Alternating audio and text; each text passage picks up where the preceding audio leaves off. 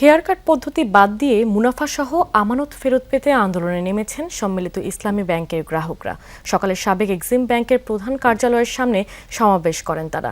অভিযোগ করেন অনেকের মেয়াদি ও সাধারণ আমানত আছে, কিন্তু প্রয়োজন অনুসারে অর্থ তুলতে পারছেন না, অথচ প্রতিষ্ঠানের কর্মীরা নিয়ম অনুযায়ী বেতন ভাতা পাচ্ছেন।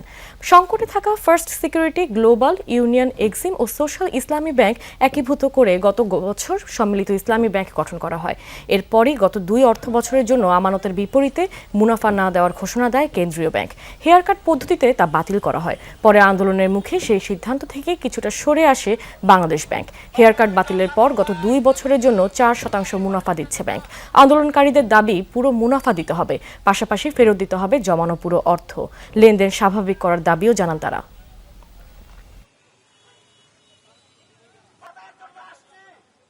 বাংলাদেশ ব্যাংক কর্তৃক 2024 এবং 25 সালে আমাদেরকে যে মুনাফা প্রদান করা হয়েছিল, সেই মুনাফা তারা কর্তন করবে।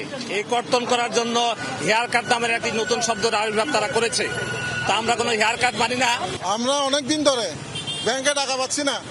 সুন্দর সুন্দর কর্মকর্তারা সুন্দর সুন্দর কথা বলে, কিন্তু আমাদের কোনো টাকা দিচ্ছে না। মাননীয় গভর্নর মহোদয়কে আহ্বান করছি, আমাদের ভুক্তভোগী আমরা ভুক্তভোগী, আমাদের এখান থেকে উদ্ধার করুন।